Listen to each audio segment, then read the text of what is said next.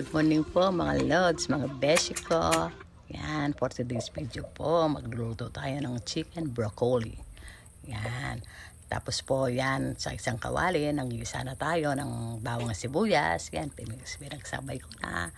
Tapos po, go lang natin ganyan para mag-aroma. Tapos pag nangamoy na yung bawang sibuyas, syempre, pwede na natin ilagay yung ating chicken breast. Bali po isang chicken breast yan. Pinakiwa ko lang sa kapatid ko. Try ko pong hindi mataranta. Diba? Tapos go nang natin ng ganyan.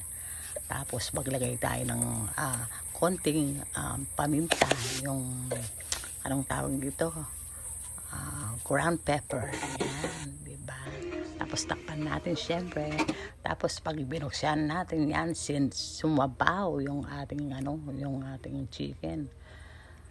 Sinaboy. Tapos ligay ko itang bita ko oyster sauce para magkalasa naman yung ating yung ating chicken. Tapos pag ganyan kumukulo-kulo na, lagyan natin konting tubig. Yan. Para paglagyan natin ng gulay, yung tangkay ng broccoli, ginula ko na para lumambot.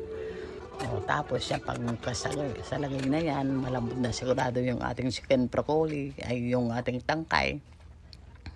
Susunod natin yung ating broccoli. Yun na nga, broccoli. Tapos yan, takpan natin ulit para lumambot lalo yung ating chicken broccoli. Yung broccoli. Lagi na lang broccoli. Tapos re-reduce lang natin ng konti yung sabon niya. Pwede na po yung kainin, serve. Diba? Masustansya ang ating ulam ngayon.